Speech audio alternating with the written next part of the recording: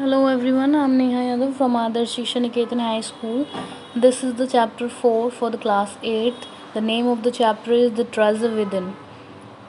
Let's start the summary part first.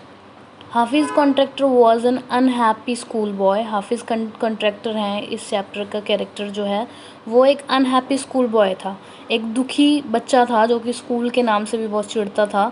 When he was in the third standard he lost interest in the studies. जब वो third standard में था, तीसरी class में था, तो उसने अपनी स्टडीज़ में इंटरेस्ट खो दिया, मतलब कि उसको पढ़ने में इंटरेस्ट नहीं था. He was very much interested in playing games and making fun of the others. वो बहुत ज़्यादा इंटरेस्टेड था, उसको सिर्फ रुचि किस चीज़ में आती थी, गेम्स खेलने में और दूसरों का मजाक उड़ाने में. ही कुड नॉट रिमेंबर थिंग्स. वो चीज़ों को याद नहीं कर सकता था, उसे चीज़ें याद नहीं होती थी. ही was very much afraid of the subject of the mathematics. वो बहुत ज़्यादा डरता था किस चीज़ से, एक मैथमेटिक्स जो सब्जेक्ट होता है उस चीज़ से सबसे ज़्यादा डर उसको लगता था. मैथ्स टेस्ट गेव देम ए नाइटमेयर्स. जो मैथ के टेस्ट होते थे वो उसको डरावने सपने देते थे, डरावने सपने आते थे उसको मैथ टेस्ट के. He would copy in the class during exam times. और जब एग्ज़ाम होते थे, परीक्षा का टाइम होता था, तो वो नकल करके पास हो जाता था. He was fully careless. वो बहुत ज़्यादा केयरलेस था, लापरवाह था. But one day a sentence spoken by the school principal changed his life. और एक दिन जो स्कूल प्रिंसिपल थे उनका कहा गया एक सेंटेंस, वाक्य ने उसकी ज़िंदगी पूरी तरीके से चेंज कर दी.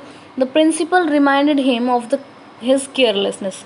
और प्रिंसिपल ने उसको उसकी जो केयरलेसनेस थी, लापरवाही थी, उसके बारे में उसको रिमाइंड कराया, याद दिलाया. His stage of being a fatherless and his poor family.